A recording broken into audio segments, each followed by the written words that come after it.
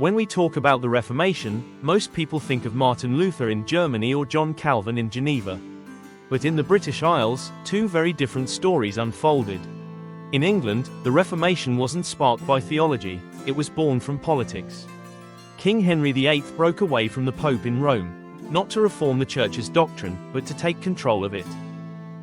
He declared himself the head of the Church of England, but left much of Catholic structure in place. Reform came slowly, and from the top down. Fast forward a century, the Stuart kings are back. King James II, a devout Catholic, tried to enforce his authority, not just in England, but over the fiercely Protestant Church of Scotland too. But Scotland's story is very different.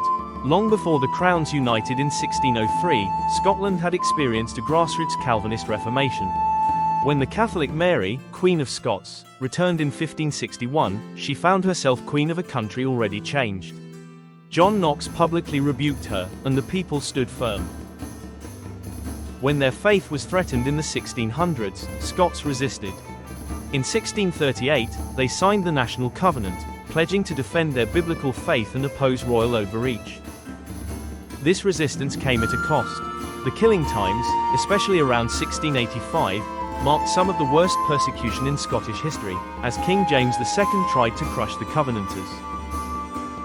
But in 1688 came the Glorious Revolution.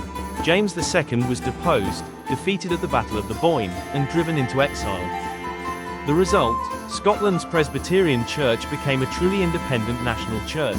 Even today, when King Charles III is in Scotland, he attends the local kirk not as king, but simply as a parishioner. Two nations, two reformations, one fought for, from the top down, the other, born from the ground up.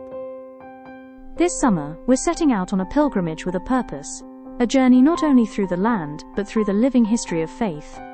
We begin in Whithorn, one of the earliest Christian sites in Scotland. It was here that St. Ninian brought the gospel to the Picts more than 1,600 years ago. We'll walk where those first believers walked, and reflect on how the light of Christ first broke through in this land. From there, we travel to Wigtown, where the soil bears the memory of sacrifice. Here, we'll visit the places where the Scottish Covenanter martyrs stood firm, including the story of two women drowned for refusing to renounce their faith. But this isn't just a history tour. We'll worship with the Church of Scotland in Penningham, and join our Baptist brothers and sisters for fellowship and prayer, bearing witness to how ancient truth still shines in modern faith.